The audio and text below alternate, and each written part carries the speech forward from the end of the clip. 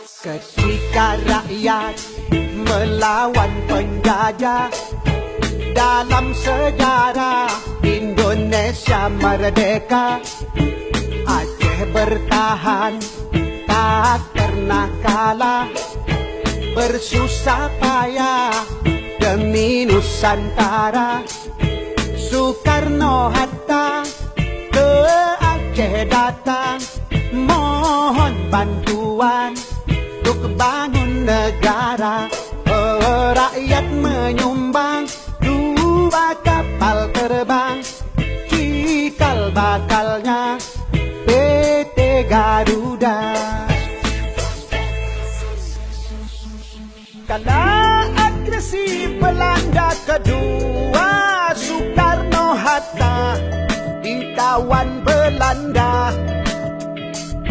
Mr. Safrudin Prawira Negara kendalikan RI di Aceh Sumatera.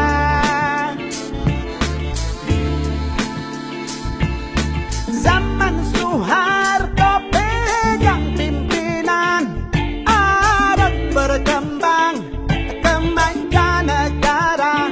Oh, seluruh provinsi dapat bagian hasil gas alam di Aceh Raya.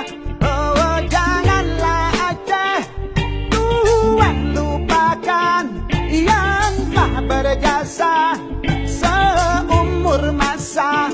Oh, cinta yang ikhlas mari wakafkan, negeri yang aman, rakyat sejahtera.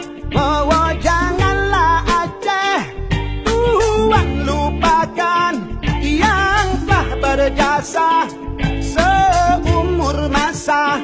Oh, cinta yang ikhlas mari wakafkan, negeri yang aman, rakyat sejahtera.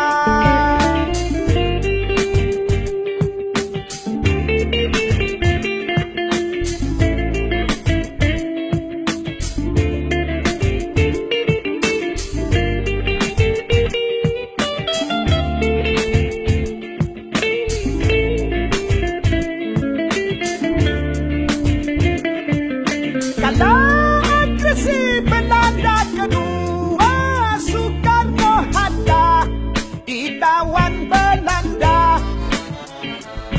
Mr. Safrudin Prawira Negara kendalikan RI di Aceh Sumatera.